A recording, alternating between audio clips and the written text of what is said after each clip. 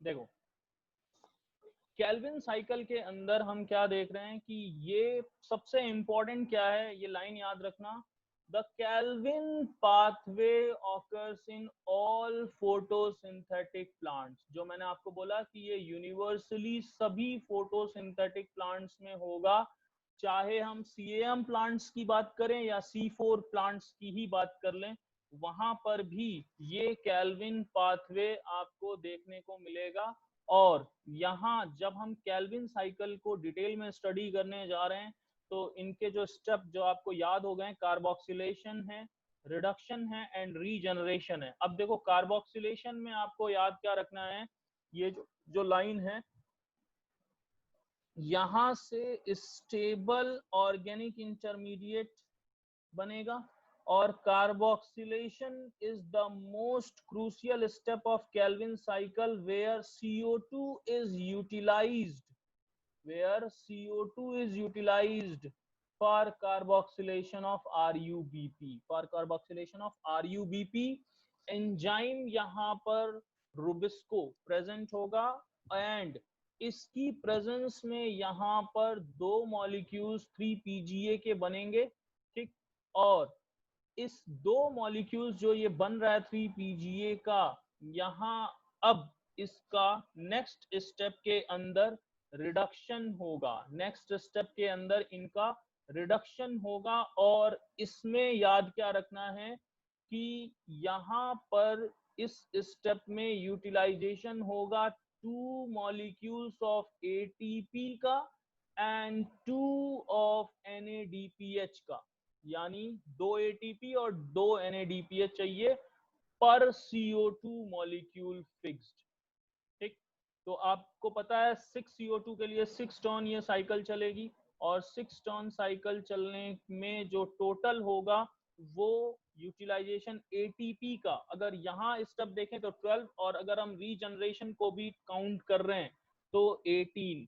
अब देखो ये है पूरी साइकिल जो आप देख रहे हो, यहाँ पर ये है 5 कार्बन कीटोस सुगर, जो रुबिस्को की प्रेजेंस में एटमॉस्फेरिक CO2 कार्बोक्सिलेशन के बाद जो दो मॉलिक्यूल 3PGA बन रहा है, यही इंटरमीडिएट स्टेबल होने की वजह से इनको C3 साइकिल कहेंगे।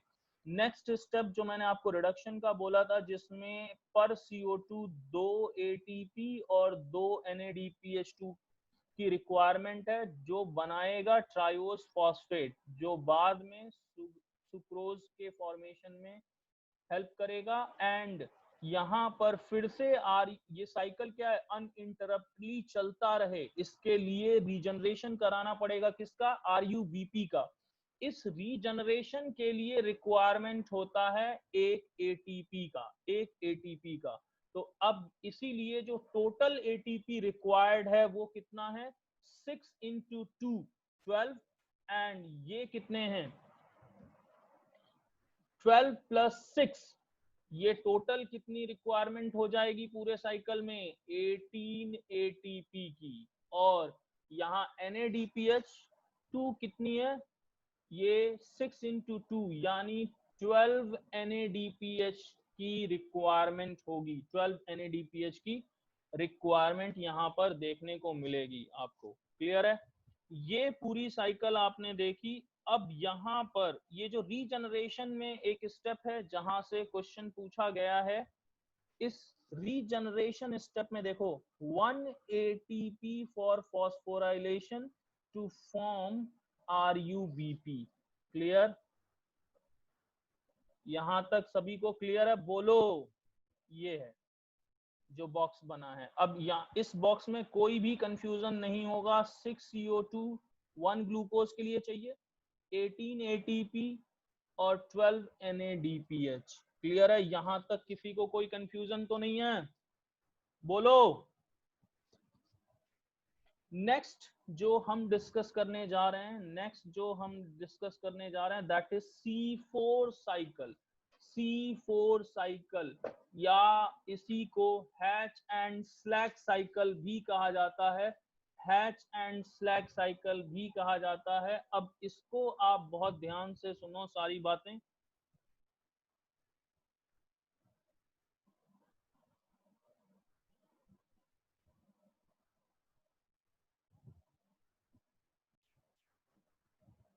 देखो हम बात कर रहे हैं C4 साइकिल की, C4 साइकिल की, क्लियर। अब यहाँ पे इनको C4 साइकिल क्यों कहा गया है, C4 साइकिल क्यों कहा गया है, क्योंकि यहाँ पर जो ऑक्सैलो एसिटिक एसिड है इनका फर्स्ट स्टेबल इंटरमीडिएट है जो 4 कार्बन कंपाउंड है, जिसकी वजह से इनको C4 साइकिल कहा जाता है। आपको दो बातें याद रखनी है इस C4 साइकिल से, क्या कि C4 साइकिल को हम कहते हैं most efficient cycle, most efficient cycle and most efficient है इसी वजह से यहां पर हमें देखने को मिलता है मैक्सिमम प्रोडक्शन, यहां पर हमें देखने को मिलता है मैक्सिमम प्रोडक्शन। यहां C4 साइकिल को हम इनके डिस्कवरर के बेसिस पे हैच एंड स्लैक साइकिल भी कहते हैं, हैच एंड स्लैक साइकिल भी कहेंगे।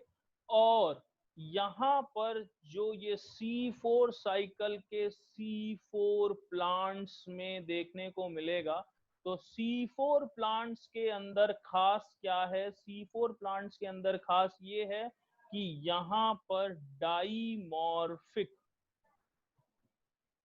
क्लोरोप्लास्ट देखने को मिलता है, डाईमॉर्फिक क्लोरोप्लास्ट, यानी यहाँ पर दो सेल्स हैं, एक है मीजोफिल सेल्स, ठीक, और एक है bundle sheath sales. Mesophyll cells and bundle sheath sales, ये दो सेल्स हैं यहाँ पर, मीजोफिल सेल्स और बंडल शीथ सेल्स। अब मीजोफिल सेल और बंडल शीथ सेल्स ये आपने पढ़ा भी है पहले, मीजोफिल सेल्स और बंडल शीथ सेल्स में क्या डिफरेंस है। तो आपको यहाँ पे याद क्या रखना है कि जब भी हम मीजोफिल सेल्स की बात करेंगे, जब भी हम मीजोफिल सेल्स की बात करेंगे, यहाँ पर हम किसकी बात करेंगे, मीजोफिल सेल्स की बात करेंगे, तो ऑब्वियसली ये मीजोफिल सेल्स यहाँ पर होगा ग्रेनल क्लोरोप्लास्ट, यहाँ पे होगा ग्रेनल क्लोरोप्लास्ट, ठीक। और बंडल शीथ सेल्स की अगर हम बात करें तो यहाँ होगा ए ग्रेनल क्लोरोप्लास्ट, ए ग्रेनल क्लोरोप्लास्ट। मीजोफिल सेल्स के अंदर क्या देखने को मिलेगा कि यहाँ पर मीजोफिल सेल्स के अंदर, मीजोफिल सेल्स के अंदर आप देखोगे तो यहाँ रूबिस्को, रूबिस्को एब्सेंट होगा और प्रेजेंट होगा पेप्केज, क्या प्रेजेंट होगा, पेप्केज।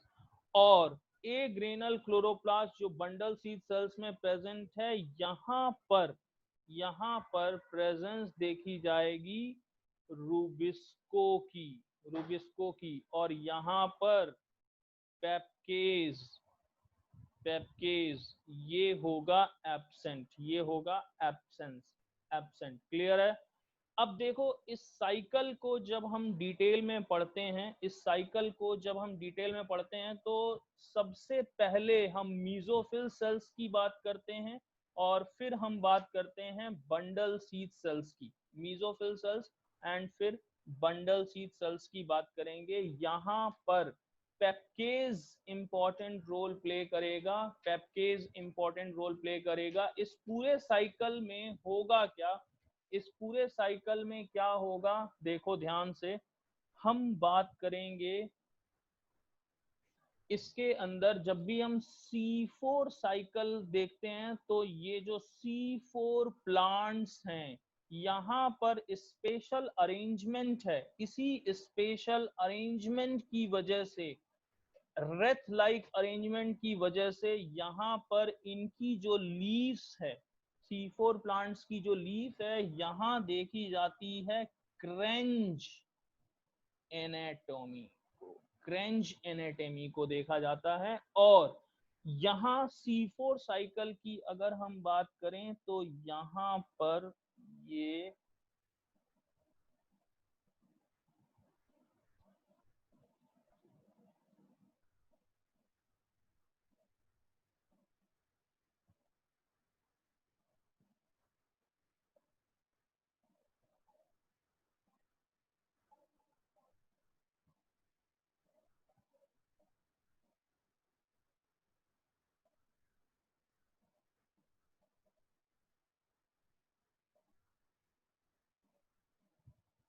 ये बंडल सीड सेल्स हैं नीचे वाले।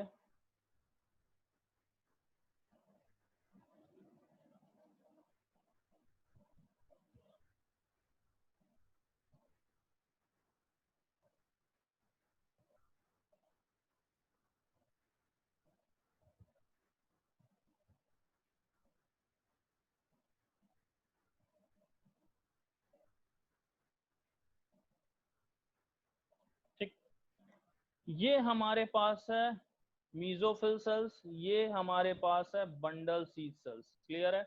अब देखो सबसे पहले स्टेप में क्या होगा।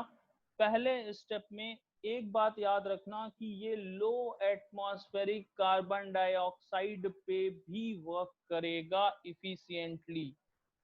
यहाँ पर ये एटमॉस्फेरिक CO2 है, अगर लो भी हुआ तो भी यहाँ पर कोई प्रॉब्लम नहीं है। अगर लो CO2 है तो भी यहाँ पर अब कोई प्रॉब्लम नहीं है, क्योंकि यहाँ पर जो मीजोफिल सेल्स है, मीजोफिल सेल्स है, यहाँ पर कौन इन्वॉल्व हो रहा है?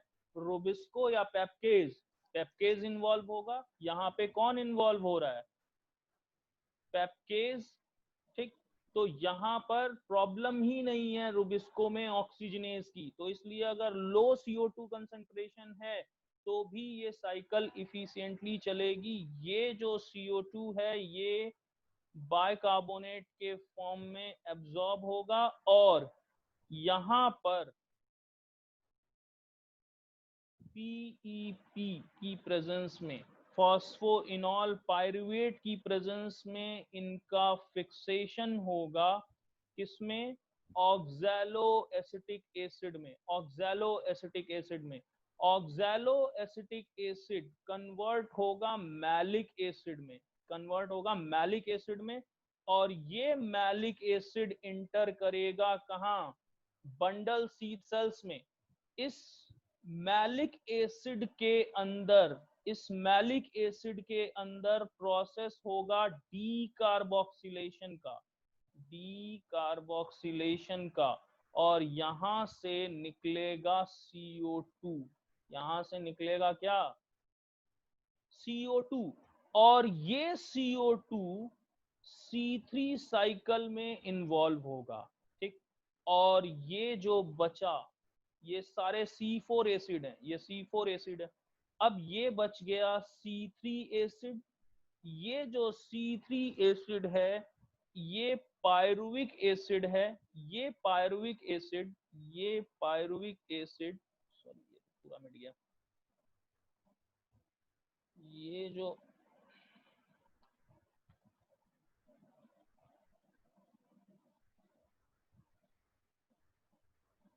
ये पायरुविक एसिड, ये पायरुविक एसिड ट्रांसफर हो जाएगा मीजोफिल सेल्स में। ये पायरुविक एसिड जो C3 एसिड है ट्रांसफर हो जाएगा कहाँ? मीजोफिल सेल्स में। और यहाँ पर यूटिलाइजेशन होगा 2 ATP का, यहाँ पर यूटिलाइजेशन होगा 2 ATP का। और ये जो पायरुविक एसिड है ये कन्वर्ट हो जाएगा किसमें? फॉस्फोइनॉल पायरुवेट में। किसमें?